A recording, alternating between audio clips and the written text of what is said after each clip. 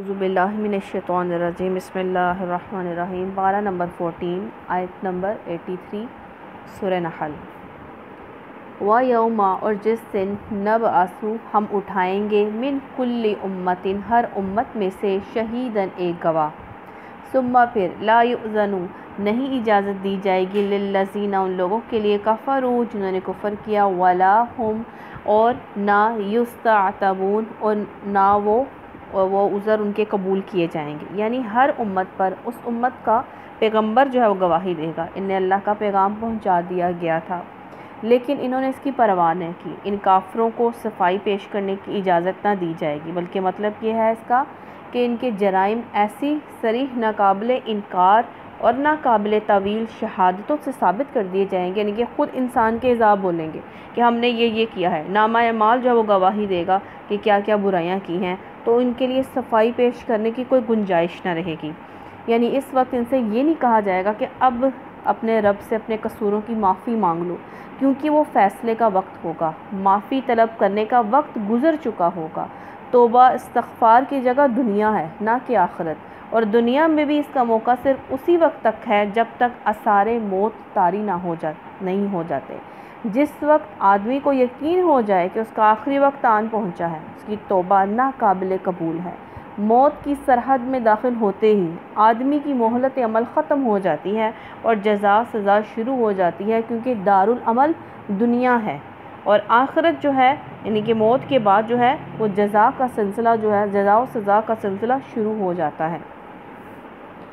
وَإِذَا اور جب رَأَى الَّذِينَ دیکھیں گے ظلموا وہ جنہوں نے ظلم کیا وہ لوگ العذاب عذاب کو، فلا تو نہ یخفف ہلکا کیا جائے گا عنہم ان سے، ولا ہم اور نہ ینظرون وہ مہلت دیے جائیں گے۔ ہلکا نہ کرنے کا مطلب درمیان میں کوئی وقفہ نہیں ہوگا، مسلسل عذاب دیا جاتا رہے گا۔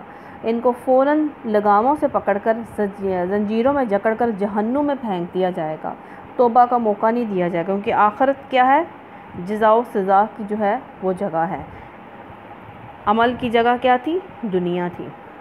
تو اللہم اجرنا من النار۔ وَإِذَا اور جب رَأَى الَّذِينَ وہ لوگ اشرکوا جنہوں نے شرک کیا، شرکاءہم اپنے شریکوں کو، قالوا کہیں گے ربنا اے ہمارے رب، ہؤلاء یہ وہ لوگ ہیں، شرکاؤنا جو ہمارے شریک ہیں، الذین وہ لوگ ہیں، کنہ جو تھے، ندعو پکارتے، دونی کا تیرے سوا، فالقوا تو وہ ڈالیں گے، الیہم القول ان کی طرف بات کو، انکم بے شک تم لکاذبون البتہ جھوٹے ہو۔ اب یہ بتایا جا رہا ہے کہ جو لوگ دنیا میں شرک کرتے تھے نا، اپنے ٹھہرائے ہوئے شریکوں کو جب دیکھیں گے تو کہیں گے کہ یہ وہ شریک معبود، کہیں گے پروردگار اللہ سے کہیں گے پروردگار یہ وہی ہیں، یہ وہی شریک ہیں جنہیں ہم آپ کو چھوڑ کر پکارا کرتے تھے۔ اس پر ان کے وہ شریک جو ہیں جو اللہ کے شریک ٹھہرائے ہوں گے وہ جواب دیں گے کہ تم جھوٹے ہو۔ وہ کہیں گے کہ ہم نے کبھی تم سے یہ نہیں کہا تھا کہ تم اللہ کو چھوڑ کر ہمیں پکارو، اگر تم نے ہمیں جو ہے وہ حاجت روا سمجھ رکھا تھا تو یہ بات تم نے جھوٹ گھڑی ہوئی تھی، یہ تم نے خود سے جو ہے یہ بات گھڑ لی تھی اور اس کی ذمہ دار اب تم خود ہو، اب ہم پر یہ ذمہ داری جو ہے پلٹنے کی ضرورت نہیں ہے۔ وَضَلَّ اور گم ہو جائیں گے عنہم ان سے، ماں جو کانوا تھے یفترون وہ گھڑتے تھے، جن سہاروں پر وہ دنیا میں بھروسہ کیے ہوئے تھے وہ سارے کے سارے گم ہو جائیں گے، کوئی کسی کی فریاد کو پہنچ نہ سکے گا، وہاں اپنی فریاد کو سننے والا کسی کو نہیں پائیں گے۔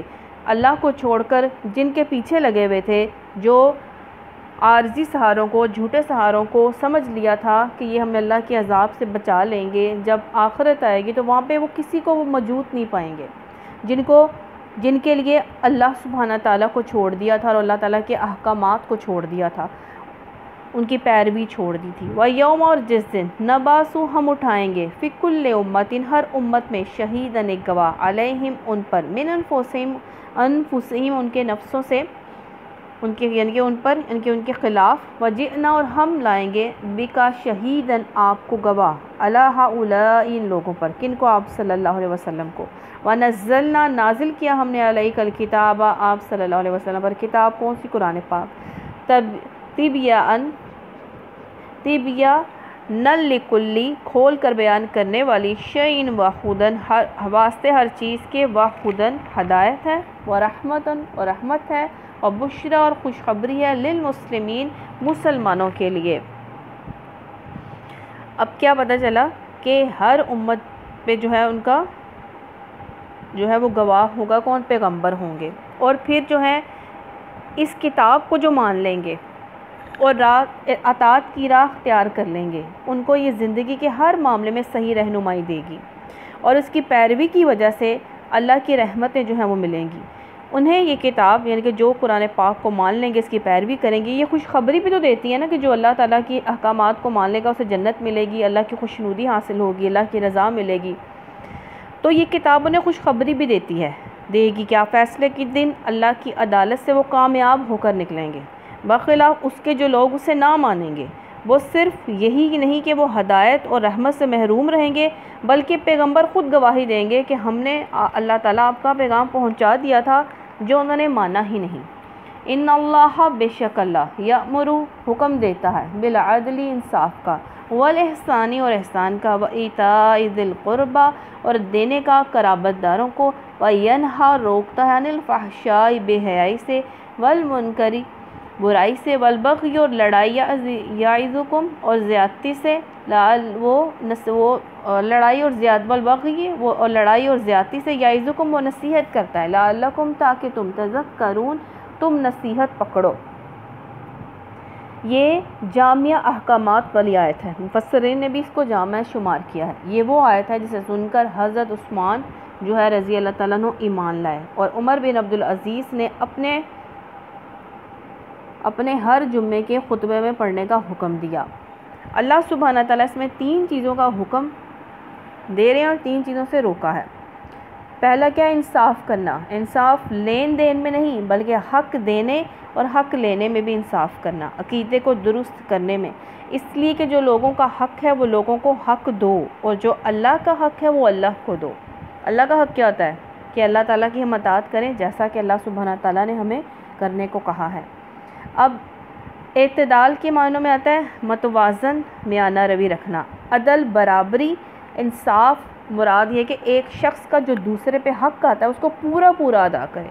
ہر انسان ہے، چاہے وہ خواہ حقدار ہے، کمزور ہے یا طاقتور ہے، رشتہ دار ہے یا پرایا ہے، حقدار کو اس کا حق جو ہے وہ دیا جائے۔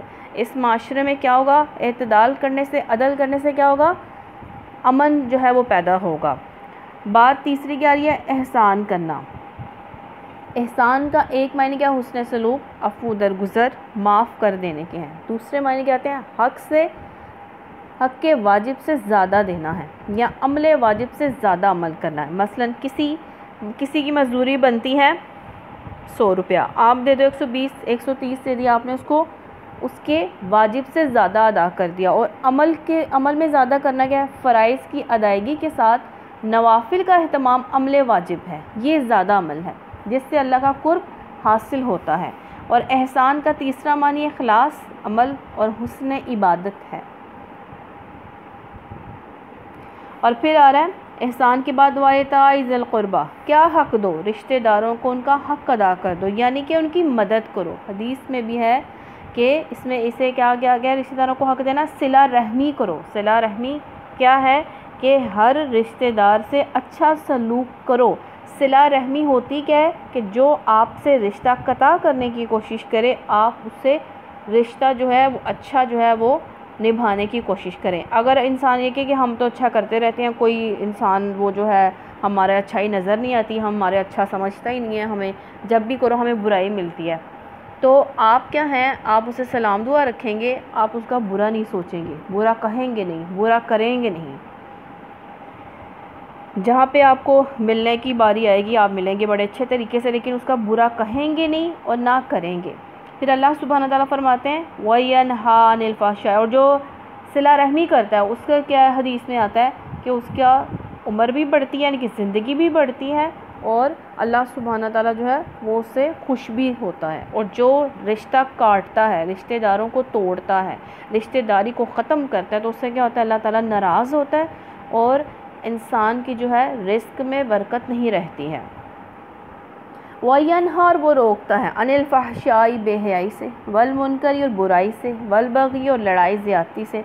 اب فحش کیا ہے؟ بے حیائی، یہ سب برائیوں کی جڑ ہے کیا؟ فحاشی۔ اس میں فحاشی کے تمام طریقے شامل ہیں، وہ کیا ہے؟ کھلی ہو یا چھپی ہوئی ہو۔ اخلاقی برائیاں بھی جو ہیں شرمناک ہوں، کھلی ہو یا چھپی ہو، عقل بھی، فطرت بھی، دل بھی برا کہے، بد اخلاقی بھی جو ہے وہ فحاشی میں آتی ہے۔ ہر وہ بے حیائی کا کام جس سے اللہ سبحانہ تعالیٰ نے فرمایا ہے وہ فحاشی میں آتے ہیں، چاہے وہ لفظوں میں ہو، زبان سے بھی انسان بہت گھٹیا گالیاں جو ہے وہ دیتا ہے، اپنی زبان خراب کرتا ہے، وہ بھی فحاشی کہلائے گی۔ اب انسان اپنی آنکھوں سے دیکھے، اپنی کانوں سے کچھ ایسا سنے، یا اپنے جو ہے وہ ایسا اپنے عمل سے کرے ظاہر، تو یہ ساری چیزیں جو ہیں یہ فحاشی جو ہیں وہ کہلاتی ہیں۔ منکر جس کا انکار کیا جائے، ہر وہ سرکشی جب آدمی اپنے حد سے بڑھ کر دوسروں پر دست درازی کر کے دوسروں کا حق مارے، یہ بھی ناپسندیدہ جو ہے کام ہے۔ چاہے نہ دیا جائے، دبا لیا جائے حق کسی کا، وہ زیادتی کہلاتی ہے۔ کسی کا حق مارنا یہ کسی پر زیادتی ہے۔ اللہ سبحانہ تعالیٰ فرماتے ہیں 3 چیزوں کا حکم دیا، کس کا؟ انصاف کا، احسان کا، صلہ رحمی کرنے کا۔ بے حیائی سے، برائی سے اور لڑائی اور زیادتی کرنے سے ہمیں روکا گیا ہے۔ تو اللہ تعالیٰ ہمیں توفیق دے عمل کرنے کی۔ واوفوا، اور پورا کرو، بعہد اللہ، اللہ کے عہد کو، اذا جب، عہدتم، تم عہد کرو، ولا تنقضوا الایمان، اور نہ تم توڑو قسموں کو، بعد توکیدہا، ان کو پکا کرنے کے بعد وقت، ولا تکونوا، نہ تم ہو جاؤ، کاللاتی، اس عورت کی طرح، نقضت، جس نے توڑ ڈالا، غزلہا، اپنے سوٹ، من بعد قوت، پکا کرنے کے بعد، انکاسا، ٹکڑے ٹکڑے، تتخذون، تم بنا لیتے ہو، ایمانکم، اپنی قسموں کو، دخلا، بہانہ، بینکم، آپس میں معاملت کرتے ہوئے، ان تکون، کہ ہو، امتن، ایک امت، ہیا وہ، اربا، زیادہ فائدے والی ہے، من امتن، دوسرے گروہ سے، انما، بے شک، یبلوکم اللہ، آزماتا ہے تم کو اللہ، بھی ساتھ اس کے، وَلَيُبَيِّنَنَّ، اور البتہ ضرور بیان کرے گا، لکم، تمہارے لیے، یوم القیامتی، تمہارے قیامت کے دن، ما کنتم، جو تھے تم، فیہ، اس میں، تختلفون، تم اختلاف کرتے تھے۔ یعنی کہ اللہ سبحانہ تعالیٰ جو ہے وہ بتا دے گا جس کے بارے میں تم جو ہے وہ اختلاف کیا کرتے تھے۔ قیامت والے دن سب جو ہے وہ ظاہر ہو جائے گا کہ کون غلط تھا، کس نے جھوٹی قسمیں کھائیں، کس نے نہیں کھائیں۔ ایمانکم، اپنی قسموں کو، ولا تتخذوا، اور نہ تم بناؤ، ایمانکم، اپنی قسموں کو، دخل دینے والی، بینکم، آپس میں، فتزل، تو پھسل جائے گا، قدم، بعد ثبوت، یہاں جم جانے کے بعد، تذوقوا السوء، اور تم چکھو گے برا نتیجہ، بما صددتم، بے وجہ اس کے روکا تم نے، عن سبیل اللہ، اللہ کے راستے سے، ولکم، تمہارے لیے، عذاب عظیم، عذاب بہت بڑا ہے۔ یعنی کوئی شخص جو ہے اسلام کی صداقت کا قائل ہو گیا، اس نے محض بد اخلاقی دیکھ لی مسلمانوں کی، تو اللہ سبحانہ تعالیٰ یہ فرما رہے ہیں کہ وہ اسلام کا قائل ہو چکا تھا، لیکن یہ نہ ہو کہ وہ تمہاری بد اخلاقی دیکھ کر دین سے پھر جائے اور اہل ایمان کے گروہ میں شامل ہونے سے رک جائے، کہ وہ یہ سوچے کہ ان مسلمانوں کے اخلاق اور معاملات بھی کفار سے مختلف نہیں ہیں، تو ہم کیوں اسلام کو قبول کریں۔ زمانہ جاہلیت میں اخلاقی پستی کی وجہ سے عہد شکنی عام تھی، تو مسلمانوں کو اس سے روکا گیا ہے کہ وعدے جو ہے وہ کرو تو وہ پورے کرو، وعدے توڑو مت۔ ولا تشتروا، نہ تم بیچو، بعہد اللہ، اللہ کے عہد کو، ثمناً، قیمت تھوڑی، قلیلا، قیمت تھوڑی قیمت کے بس، انما، بے شک، جو عند اللہ، اللہ کے پاس ہے، ہوا وہ، خیرن، بہتر ہے، لکم، تمہارے لیے، ان کنتم تعلمون، اگر تم جانتے ہو۔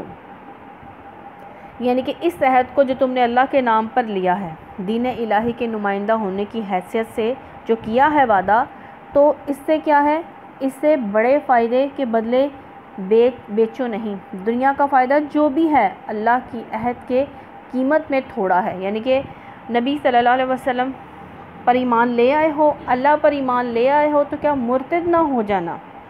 اگر تم مرتد ہو گئے، تم نے دنیا کے فائدے کے لیے دین کو چھوڑ دیا، تو تم جو دنیا میں کماؤ گے جو حیثیت نہیں رکھتا ہے، تو اس لیے اپنی آخرت کو جو ہے وہ فوکس رکھنا چاہیے، اپنی آخرت کو جو ہے سنوارنے میں لگے رہنا چاہیے، دنیا کے کم جو ہے فائدوں کے لیے اپنی آخرت کو قربان نہیں کرنا چاہیے۔ ما عندکم جو تمہارے پاس ہے ینفدو ختم ہو جائے گا، وما اور جو عند اللہ اللہ کے پاس ہے باقی رہنے والا ہے، ولا نجزین البتہ ضرور جزا دیں گے اللہ زینہ ان لوگوں کو صبروا جنہوں نے صبر کیا، اجرہم ان کا اجر بیاحسنی بہترین ہے، ما کانوا جو تھے یعملون وہ عمل کرتے تھے۔ اب اللہ سبحانہ تعالیٰ فرما رہے ہیں تم دین کو چھوڑ کر دنیا کماؤ گے تو جو اللہ سبحانہ تعالیٰ نے تمہیں آخرت میں نوازنا ہے وہ دنیا کے مقابلے میں کہیں بہتر ہے جو تم دنیا کے لیے اللہ کے دین کو چھوڑے۔ اور جو لوگ دین پر چلنے کے لیے، دین پر ثابت قدم رہنے کے لیے صبر کریں گے تو صبر سے کام لینے والوں کو، یعنی کہ ان لوگوں کو جو لالچ بھی ان کے سامنے آئے گی، ان کی خواہشات بھی ابھریں گی، جذبہ نفسانی بھی جو ہے وہ ابھرے گا، لیکن اس کے مقابلے میں وہ پھر بھی اسلام پر قائم رہیں گے، حق پر جو ہے وہ قائم رہیں گے، ہر نقصان کو برداشت کر لیں گے جو اس دنیا میں سچائی اور اسلام کے راستہ اختیار کرنے سے ان کو پہنچتا ہو، ہر اس فائدے کو ٹھکرا دیں گے جو دنیا میں ناجائز طریقے سے اختیار کرنے سے حاصل ہو سکتا ہو، اور حسن عمل کے مفید نتائج کے لیے اس وقت تک انتظار کرنے کے لیے تیار ہوں جو موجودہ دنیاوی زندگی ختم ہو جانے کے بعد دوسری دنیا میں ان کو ملنے والا ہے۔ یعنی کہ یہ جو لوگ ہیں یہ اس وقت تک انتظار کرتے ہیں کہ آج ہم صبر کریں، اللہ تعالیٰ ہمیں آخرت میں ضرور نوازے گا۔ اور جو انسان ایک مومن با کردار ہو، نیک ہو، پرہیزگار زندگی گزارے اور اللہ کی عبادت اور اطاعت اور زہد و قناعت میں جو لذت محسوس کرتا ہے نا ایک مومن، وہ ایک نافرمان اور کافر کو دنیا بھر کی آسائشوں اور سہولتوں کے باوجود بھی میسر نہیں آتی ہے، بلکہ وہ بے چینی کا شکار ہی رہتا ہے۔ تو صبر کرنے والوں کو اللہ سبحانہ تعالیٰ نے فرمایا کہ ان کو جو ہے میں بہت جو ہے آخرت میں ان کو نوازوں گا۔ تو آج ہم اتنا ہی پڑھیں گے سبحانک اللہم و بحمدک نشہد ان لا الہ الا انت